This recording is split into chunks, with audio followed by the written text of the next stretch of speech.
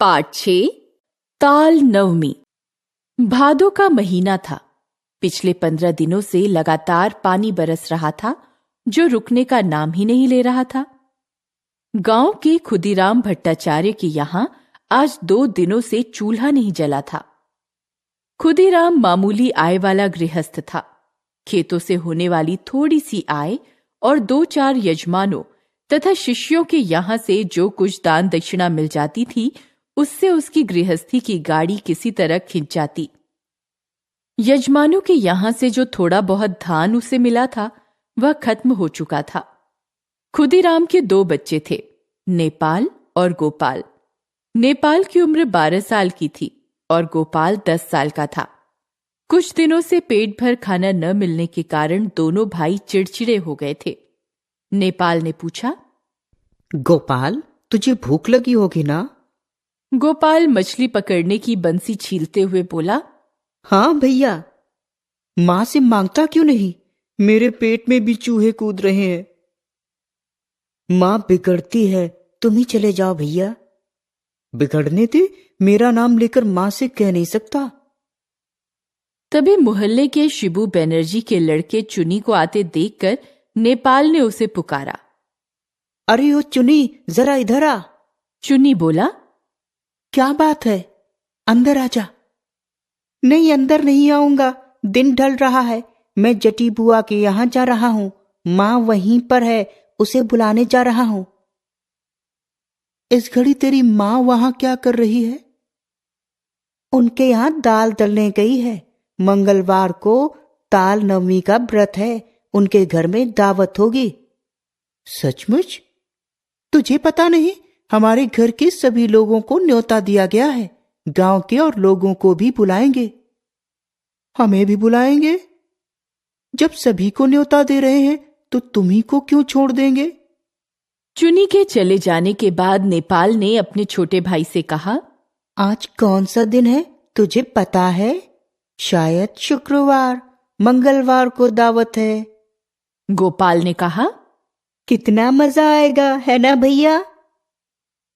तू चुप रह, तुझे अकल वकल नहीं है। ताल नवमी के व्रत के दिन ताड़ के बड़े बनते हैं, तुझे पता है? गोपाल को यह पता नहीं था, लेकिन बड़े भाई से यह जानकारी पाकर वह खुश हो गया। अगर यह सच है तब जल्दी ही बढ़िया पकवान खाने को मिलेंगे, इसमें देर नहीं थी। जटी बुआ का घर पास में ही पड़ता था। नेपाल ने कहा, तू यहाँ ठहर, मैं जरा अंदर जाकर पता कराऊं। उनके यहाँ ताड़ की जरूरत तो होगी ही, शायद वे लोग घास तोड़ खरीद लें। उस गांव में ताड़ के पेड़ नहीं थे। आगे मैदान में एक बहुत बड़ी ताड़ दिखी थी। नेपाल वहां से जमीन पर गिरे ताड़ बटोर कर गांव में लाकर बेचता था। जटी बुआ सामने ही खड़ी थी। बुआ ने पूछा, क्या है रे? तुम्हें ताड़ की जरूरत है बुआ?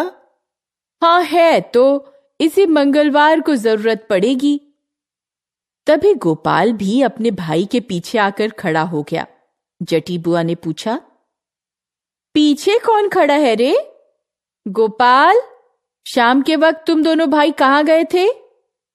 गोपाल ने लजाते हुए कहा, मछली पकड़ने। मिली?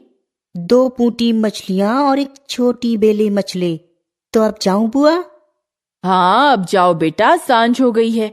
बरसात के मौसम में अंधेरे में घूमना फिरना ठीक नहीं। जटी बुआ ने ताड़ लेने के बारे में खास आग्रह नहीं दिखाया और न ताल नवमी के व्रत के सिलसिले में उन्हें न्योता देने की बात कही। हालांकि दोनों ने सोचा यही था कि उन्हें देखते ही जटी बुआ उन्हें न्योते पर बुला लेंगी। बाहर निकलते निकलते नेपाल ने एक बार फिर पीछे मुड़कर पूछा, तो आप ताड़ लेंगी ना? ताड़? हाँ ठीक है, दे जाना, मगर पैसे के कितने ताड़ दोगे? पैसे के 2 देता हूँ। जब आप ले रही हैं तो पैसे के 3 ले लीजिएगा। बढ़िया काले पके ताड़ हिलाऊंगा, आप निश्चिंत रहें। गोपाल ने घर से निकलते ही अपने भाई से पूछा, भैया, इनके यहाँ ताड़ कब दोगे? कल। भैया तुम उनसे पैसे मत लेना, नेपाल ने चौंकते हुए पूछा। क्यों? जब ऐसा करोगे तभी वे हमें न्योता देंगी, देख लेना। धत, मैं ऐसा नहीं कर सकता। मैं इतनी तकलीफ करके ताड़ लाऊं और बिना पैसे लिए दे दूं? रात में पानी बरसने लगा, साथ में तेज बरसाती हवा भी बहने लगी। गोपाल को नींद नहीं आई, उसे डर लग रहा था। वह लेटा लेटा सोच रहा था, अगर भैया उनसे ताड़ के पैसे ले लेगा तो शायद वे लोग उन्हें दावत पर ना बुलाएं। फिर क्यों बुलाएंगे? खूब तड़के उठकर गोपाल ने देखा घर के सभी लोग सो रहे थे। गोपाल दौड़ता हुआ गांव के बाहर की ताल दीघी के पास चला गया।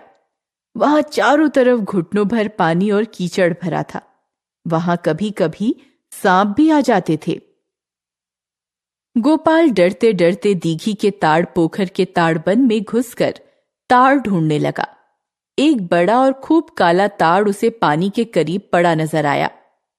उसे उठाकर वापस लौटते वक्त और भी 3 छोटे छोटे ताड़ उसे पड़े हुए नजर आए। छोटा होने के कारण इतने सारे ताड़ एक साथ उठाकर लाना उसके वश में नहीं था, इसलिए सिर्फ 2 ही ताड़ लेकर वह भागा भागा जटी बुआ के यहां पहुंच गया। जटी बुआ ठीक उसी समय घर के सामने वाला दरवाजा खोलकर पानी छिड़क रही थी। उसे सुबह सुबह वहां देखकर वे आश्चर्य से बोली, क्या बात है मुन्ना? गोपाल ने भरपूर मुस्कान के साथ कहा, बुआ, मैं तुम्हारे लिए ताड़ ले आया हूं। जटी बुआ ने उससे वे दोनों ताड़ ले लिए और बिना कुछ कहे अंदर चली गईं। गोपाल ने सोचा कि एक बार पूछ ले कि ताल नवमी कब है, मगर उसकी हिम्मत नहीं पड़ी। दिन भर गोपाल का ये हाल रहा कि खेलते खेलते भी उसका मन कहीं और चला जाता था। बांस के पेड़ बरसाती हवा के झोंके से दोहरे हुए जा रहे थे। बकुलतला के पोखर में मेंढकों का झुंड रह रह कर टर्रा रहा था। गोपाल ने पूछा, माँ, आजकल मेंढक पहले जैसा क्यों नहीं टर्राते? माँ बोली, वे ताजा पानी में खुश होकर टर्राते हैं, बासी पानी में उन्हें उतना मजा नहीं आता। आज कौन सा दिन है माँ? सोमवार, मगर तुझे क्या? मंगलवार को ताल नवमी है ना माँ? शायद, ठीक बता नहीं सकती। खुद की हांडी में भात नहीं जुटता, ताल नवमी के बारे में जानकर मैं क्या करूंगी। पूरा दिन बीत गया। नेपाल ने शाम के वक्त उससे पूछा, तू आज जटी बुआ के घर में ताड़ देने गया था, तुझे ताड़ कहाँ से मिले? मैं ताड़ लेकर पहुंचा तो जटी बुआ बोली, गोपाल आकर ताड़ दे गया है, पैसे भी नहीं लिए। तुझे मुफ्त में ताड़ देने की क्या जरूरत थी? अगर हमें 1 पैसा मिल जाता तो उससे हम दोनों भाई लाई खरीद कर खा सकते थे। देखना भैया, हमें भी न्योता मिलेगा, कल ही ताल नवमी है। वह तो ऐसे भी मिलेगा, पैसा लेने पर भी न्योता मिलता है, तो बिल्कुल बुद्धू है। अच्छा भैया, कल ही मंगलवार है ना? रात में खिड़की से बाहर देखते हुए वह एक ही बात सोच रहा था कि कब सुबह होगी, कितनी देर बाद यह रात खत्म होगी। जटी बुआ ने उसे खिलाते वक्त प्यार से पूछा, मुन्ना, लौकी की सब्जी और लेगा? थोड़ी सी मूंग दाल और लेकर अच्छी तरह भात सान ले। जटी बुआ की बड़ी बेटी लावण्य दी एक बड़ी थाली में गर्मा गर्म तले हुए तिलबड़े पीठे लाकर उसके सामने रखकर हंसते हुए बोली, मुन्ना, तू कितने तिल पीठे खाएगा? यह कहते हुए लावण्य दी ने पूरा थाल ही उसके पत्तल पर उड़ेल दिया। इसके बाद जटी बुआ खीर और ताड़ के बड़े लेकर आई।